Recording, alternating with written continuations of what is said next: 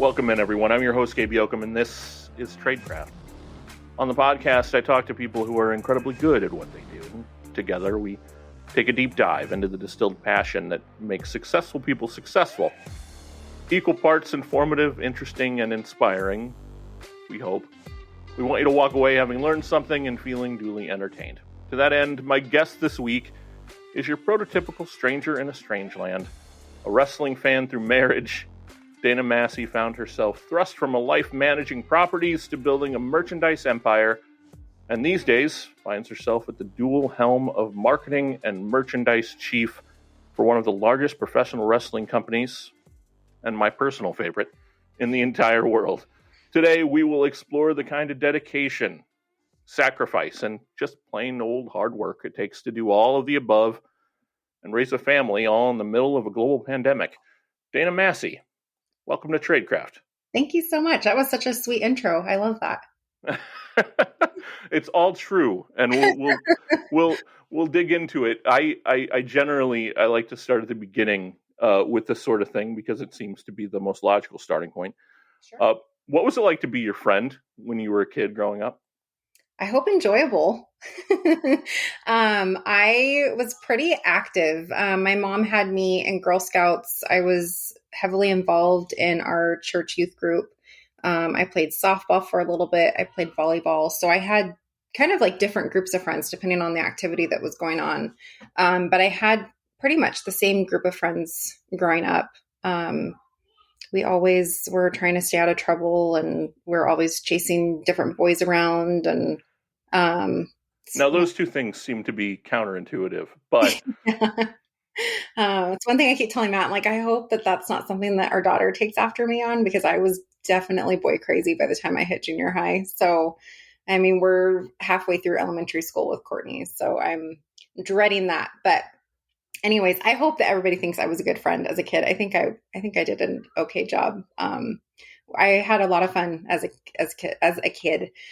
We talk about this a lot with our kids, how we didn't have Minecraft. We didn't have Roblox. We didn't have iPads. We had computers, but like the fact that we actually just had this conversation recently that we actually had a computer lab that we went to, and we got, I don't know what it was, 30 minutes every week. We had one day where we got to go and we got to play Oregon Trail, and like we didn't even have the option of saving our game. Like we had to try and get as far as we could in that small amount of time. And it's so funny, like our kids' minds just kind of like explode. Like they can't comprehend it at all. So I still keep in touch with some of my friends too that I grew up with. So I'm grateful for that. But well, yeah, it's wild. You said the computer thing, and I thought back to like when I was a kid, when we first got like a computer in the house, mm-hmm. and we had like, and then of course it was another 3 or 4 years before we got the internet, and then when we got the internet, it nothing was this quick, right? Like it took 5 minutes to connect, and then 3 minutes to do any one task. So it's really interesting to think about the differences in childhoods now compared to then. Well, like it was prime real estate too, right? Like, I mean, in our house, we only had one phone line. And so if my mom was on the phone with a relative or a friend for hours, then that cut into our time that we were able to get on to, AOL Instant Messenger or whatever it was that we wanted, to get on. But yeah, I remember even using the computer before there was internet. My grandpa was always very into technology, and he always seemed to have like the newest and latest technology, whether it was a computer or, whatever. I remember his old Macintosh, like how big it was, and like how it was the monitor. And then it had like the little like drive, I guess, underneath it, like, and the floppy disks and all of that. Like, it's so crazy, like how much hardware there was before compared to now, where it's like an all-in-one type deal for the most part. Well, I mean, we carry around cell phones that are 35,000 times more powerful than any computer we had when we were kids. Yeah, it's insane. Just the craziest thing to think about. What we talk about high school. Did you have a job in high school? What was your first job? Were you one of those kids that got one right away? I did and I didn't. High school was kind of weird for me. I had a really hard transition to high school. I was in junior high, and just to go back a little bit, junior high, I was in band. all throughout all 3 years, sixth, seventh, eighth grade. I played flute for a while, and then my teacher, I think I was in seventh grade, convinced me to try oboe. So I switched from flute to oboe. Still in the woodwind family, so it was easy for me to pick things up and kind of switch over to that. And so I continued on into high school with that. And they tried getting me to do marching band. I went one day and I came home in tears and told my mom, they made us run. I thought I was going to die. She tries to bring that story up as often as she can whenever she meets new people that I work with, or, friends that she thinks may have not heard the story before. She loves telling that story. So I was in band. I think I only finished that through my freshman year. I think after that, I kind of stopped because I was having a hard time trying to stay kind of in the group that I was with throughout junior high. And obviously interest in things changed once you hit high school, and boys were still very much so an important part of my life. And so I don't know, it was kind of weird. Like the first couple years of high school, I wasn't really thinking about a job. And then I ended up switching around my classes and wanted to do, I can't think of what the class was called, but like maybe it was work experience, something like that, like where you had to get a work permit to be able to work. Well, my mom and dad owned a business at the time. My dad started working at a machine shop out in Monrovia, California, which is about an hour west, closer to LA, from the town that Matt and I grew up in Rancho Cucamonga. And he had started working there in the mid 70s, around the time that my sister was born, and started there sweeping floors and worked his way up. And he eventually bought the business in the early 2000s, right before 9/11 happened. And so he ran that. And my mom, I think at the time when I started working for my dad, I would just go in after school because it was like a half-hour drive. So I couldn't do it until I had my driver's license. So this wasn't until my junior year.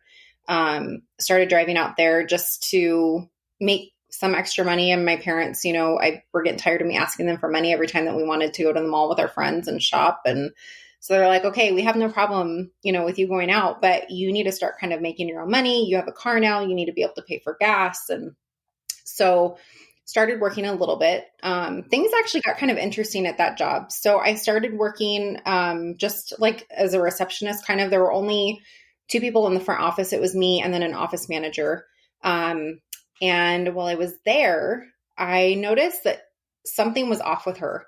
And we found out, my mom and I started doing some research, and my mom was switching over our accounting system from one program to another, trying to bring it into like current modern times. It was still like running on DOS and Red Hat, like super old programs.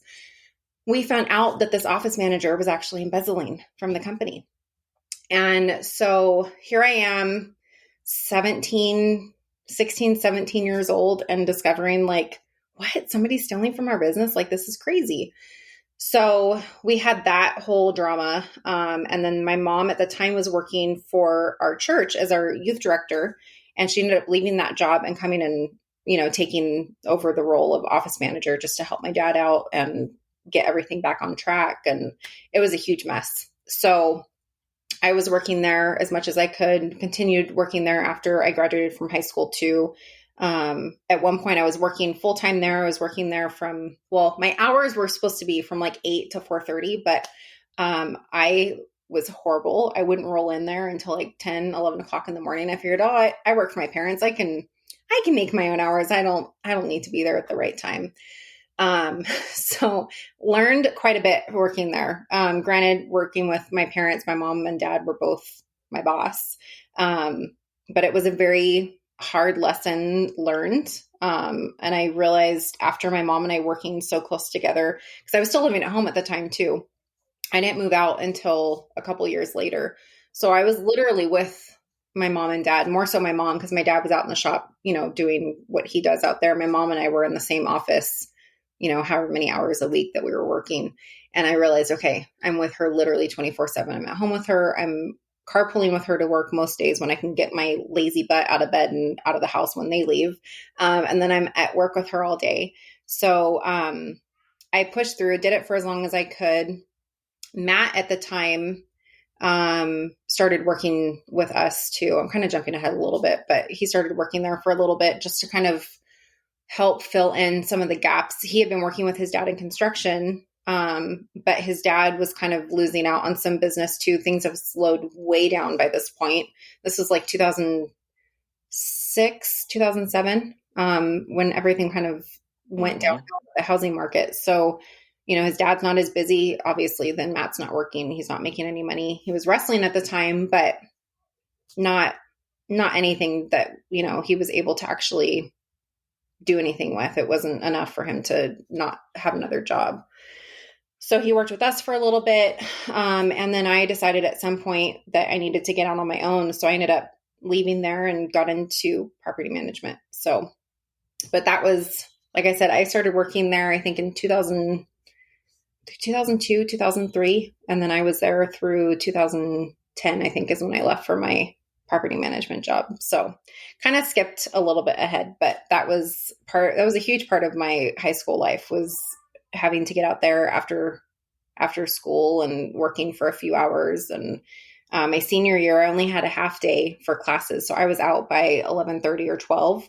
So then I was able to go and, work a little bit more, and it helped. I was able to save up some money that I could spend on whatever I wanted. And I didn't have to worry about asking my parents for money when I wanted to go shopping.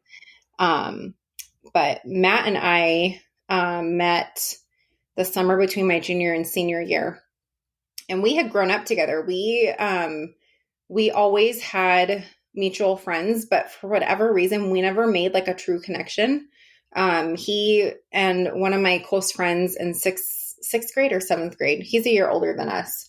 But we were in 6th or 7th grade, and he was the boyfriend of one of my friends at the time. So I knew who he was. He knew who I was.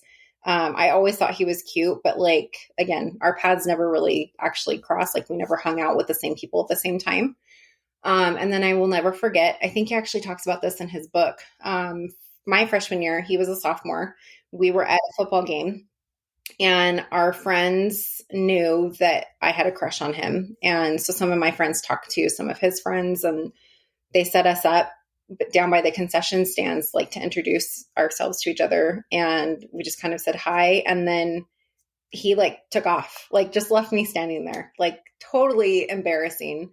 I had braces. I'm a freshman, like just apparently everything that like he was not interested in. So I completely blew it off. I put it out of my mind. I had completely forgotten about it until we reconnected 3.5 years later. And then he apologized for everything and refreshed me and bring me back into it. And he's like, I'm really sorry for being such a dick at that football game. And I'm like, wait, what football game? He's like, you don't remember? So he had to like walk me through the whole thing again. And then of course everything came flooding back. I was like, oh yeah, I had put that back into like the back of my mind because it scarred me so bad. So it's fun to share those kind of stories with our kids now too, because they're like, what do you mean that you didn't want to hang out with mom? Like, that's so terrible. So that's too funny. And we're going to get into the kind of nuts and bolts of the merch business and all of that stuff. But the wrestling fan in me just had to know this. I, in my own personal life, I'm a wrestling fan. Obviously, you know that. And there's a level, especially for fans of a certain age, and I think we're in the same age group bracket. There's this stigma that's attached to being a wrestling fan, right? Like, and you come to a point in a relationship where you go to your significant other and you go, okay, look, you need to know something about me, right? So my question is, when did wrestling first come up with Matt, and what was your reaction? How did you handle that? So this is kind of funny. It came up right away. Okay. So like I said, we met in high school briefly, blew me off. I wrote him out of my mind, whatever. So we actually reconnected online, pre-MySpace. I don't know if you remember Rate USA.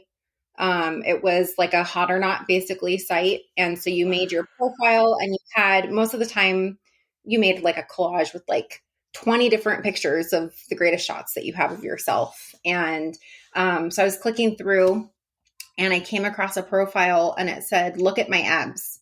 And I'm like, what in the world? Of course.